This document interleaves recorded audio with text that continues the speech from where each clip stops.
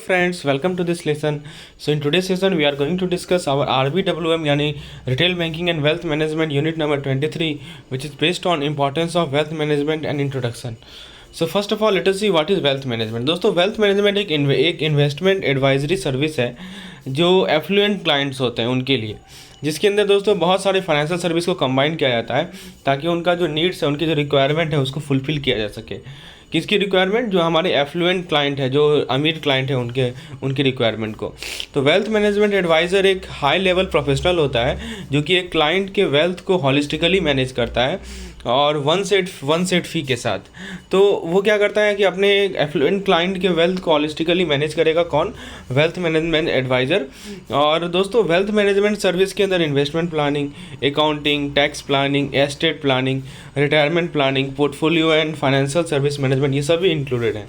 तो wealth management के अंदर ये सभी चीज़ आते हैं। आपका इन्वेस्टमेंट का plan, accounting, tax planning, estate planning, retirement planning, portfolio and financial service management. दोस्तों जो अप्रोच लिया जाता है वेल्थ मैनेजमेंट के अंदर वो हॉलिस्टिक अप्रोच होता है, यानी इसका ब्रॉड रेंज होता है। तो यानी इसकी सर्विसेज का ब्रॉड रेंज होता है ताकि जो हमारे क्लाइंट के कॉम्प्लेक्स नीड्स हैं उसे हम लोग उसे मीट कर सकें। सो हमारे जो क्लाइंट हैं उनके कॉम्प्लेक्स नीड को मीट करने के लिए एक ब्रॉड रेंज ऑफ सर्विस को ऑफर किया जाता है। और जो भी अप्रोच लिया जाता है दोस्तों इस वेल्थ मैनेजमेंट में, वो एक हॉलिस्टिक अप्रोच होता है। अब दोस्तों ये बात करें कि हमारा जो वेल्थ मैनेजमेंट सर्विस है इसका जो फ़ी होता है वो क्लाइंट के AUM पे डिपेंड करता है। AUM क्या होता है? Asset under management. So friends, before moving forward, जो लोग हमारे साथ नए JIB के एस्पिरेंट जुड़े हैं उनको मैं बताना चाहता हूं कि टारगेट JIB 2023 सेशन को हमने लॉन्च किया है। इसमें दोस्तों आपको 200 से 250 MCQ पर यूनिट, यानी कुल मिलाकर 5 से 6,000 MCQ मिलेगा दोस्तों आपको एक सब्जेक्ट का, जाकि पूरा हॉलिस्टिकली कवरेज किया जाएगा, एक एक पॉइंट को कवर किया जाएगा। क्योंकि कहा जाता है दोस्तों मैकमिलन बुक को पढ़ना बहुत इंपॉर्टेंट है, एक एक लाइन को पढ़ना, ये क्वेश्चन वहीं से फ्रेम किया जाता है।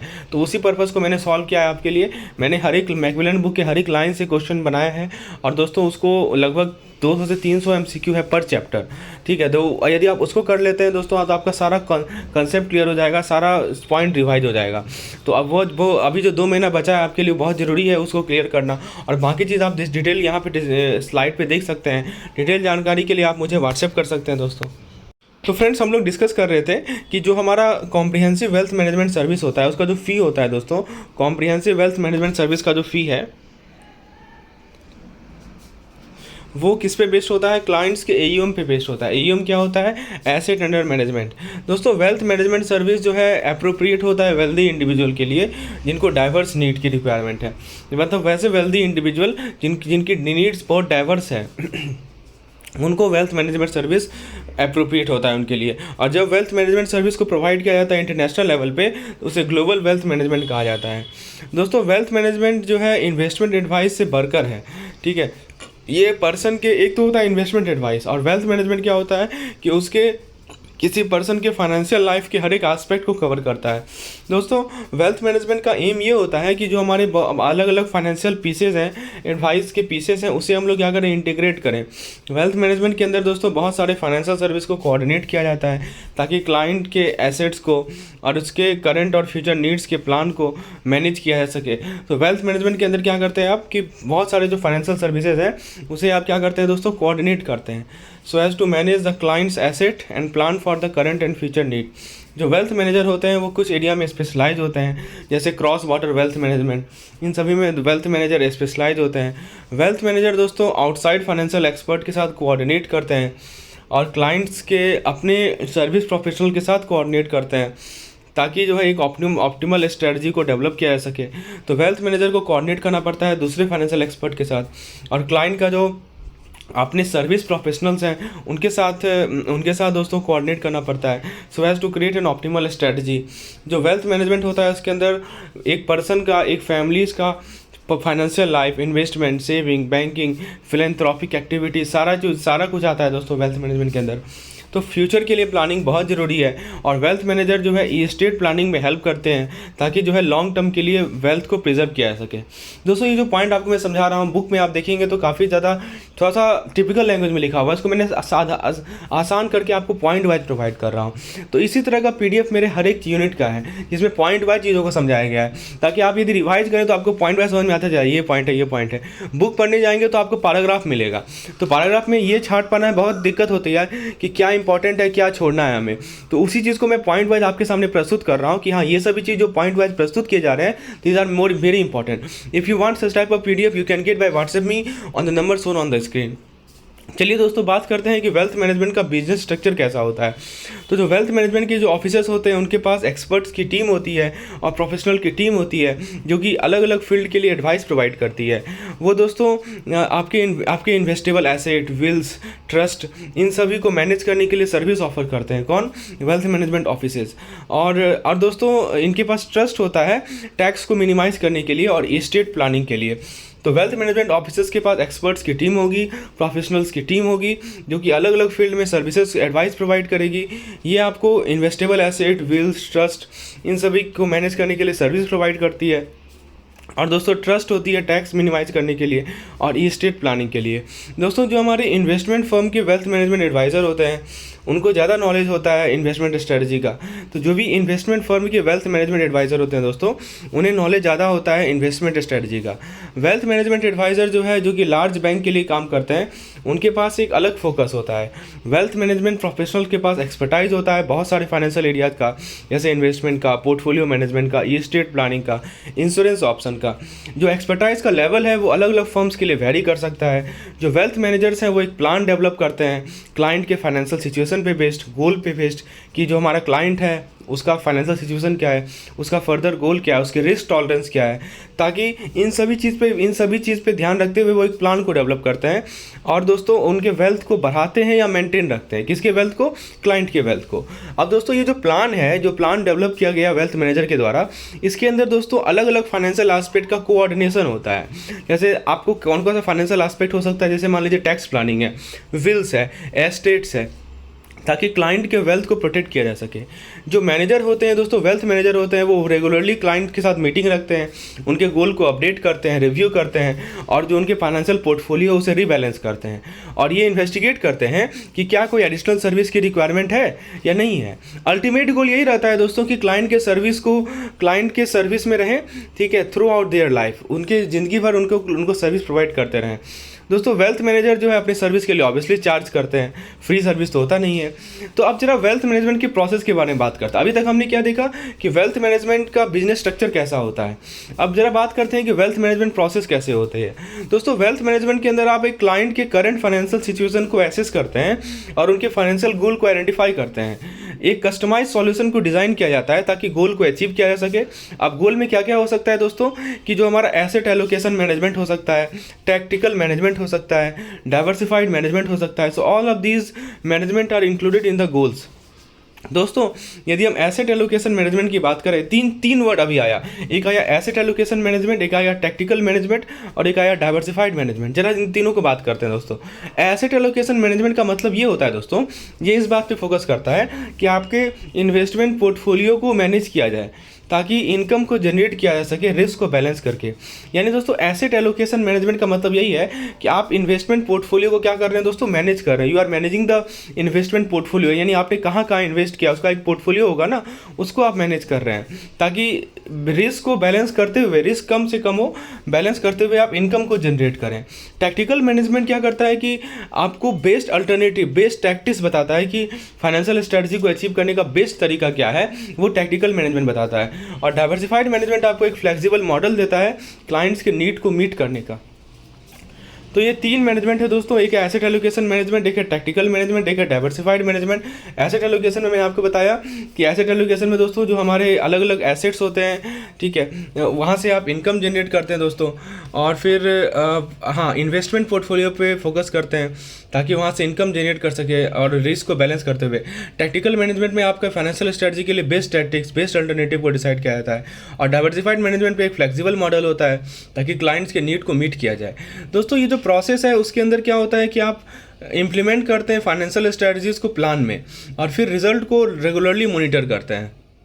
दोस्तों वेल्थ मैनेजमेंट आपको डायरेक्ट और डायनेमिक कस्टमर सर्विस अपने क्लाइंट को प्रोवाइड करते हैं।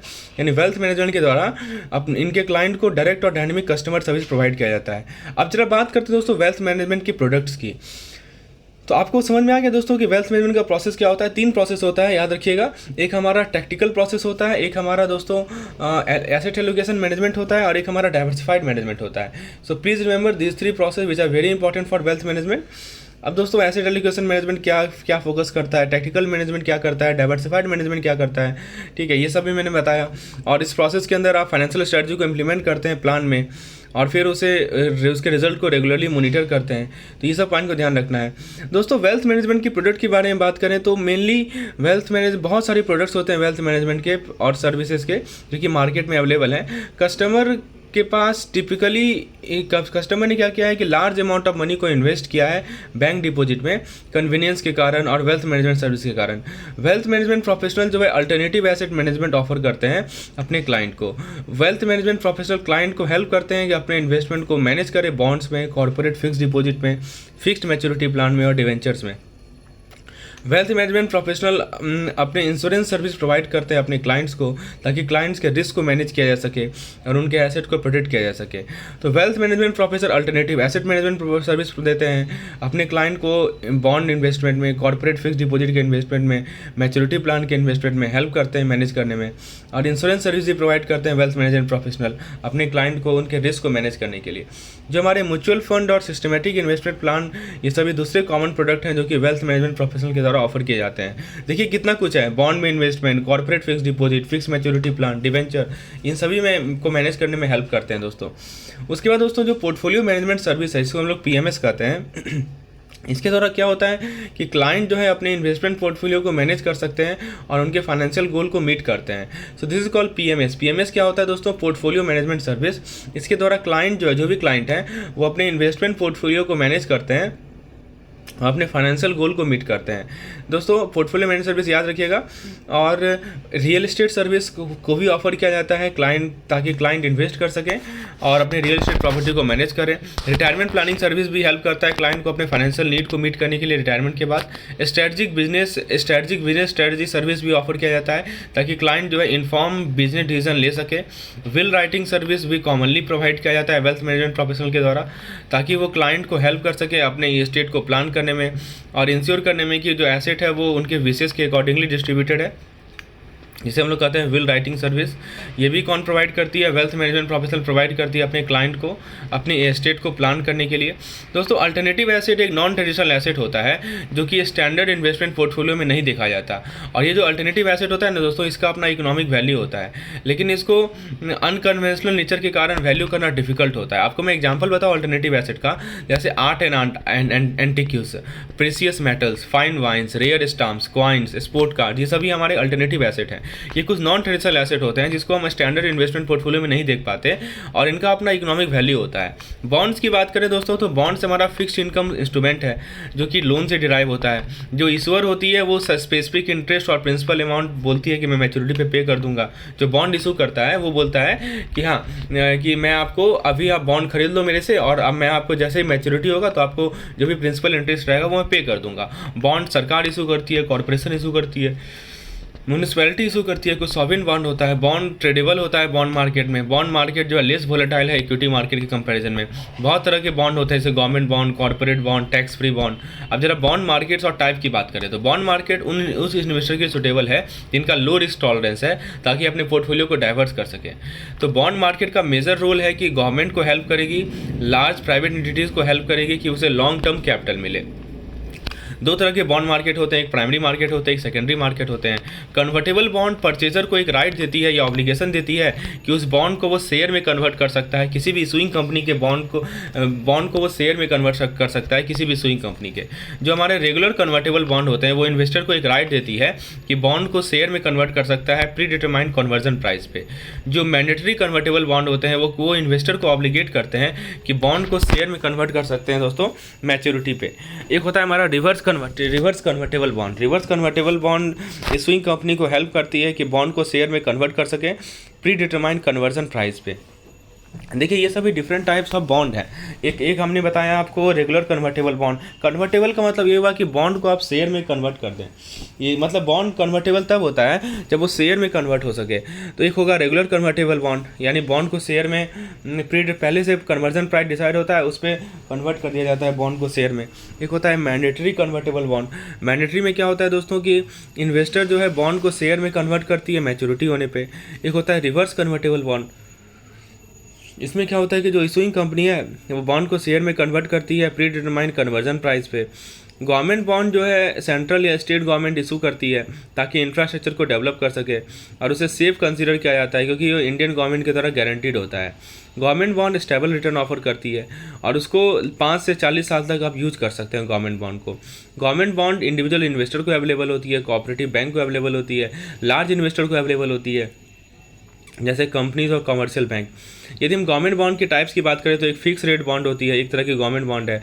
जो इंटरेस्ट रेट होता है फिक्स रेट बॉन्ड का वो कांस्टेंट रहता है through out the investment period, यानी जब तक इन्वेस्टमेंट पीरियड है तब तक इंटरेस्ट रेट आपके फिक्स रेट बॉन्ड का कांस्टेंट रहता है क्योंकि नाम ही है fix rate. Market fluctuation fix interest rate को इफेक्ट नहीं करता है। फिक्स रेट बॉन्ड का स्पेसिफिक लॉक इन पीरियड होता है।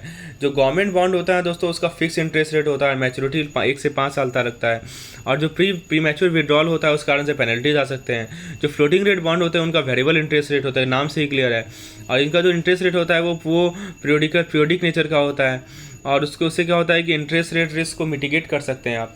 जो हमारे सॉवरेन गोल्ड बॉन्ड होते हैं उसके द्वारा आप किसी गोल्ड में इन्वेस्ट कर सकते हैं बिना फिजिकल पोजीशन का। तो बिना फिजिकली पॉजिस किए आप गोल्ड में इन्वेस्ट कर सकते हैं, और जो इंटरेस्ट जनरेट होता है सॉवरेन गोल्ड बॉन्ड से वो भी टैक्स फ्री होता है। जो हमारे इन्फ्लेशन इंडेक्स बॉन्ड होते हैं उनके पास प्रिंसिपल और इंटरेस्ट होता है अकॉर्डिंग टू इन्फ्लेशन। जैसे इन्फ्लेशन हो रहा है उसी अकॉर्डिंगली प्रिंसिपल मिलेगा, इंटरेस्ट मिलेगा।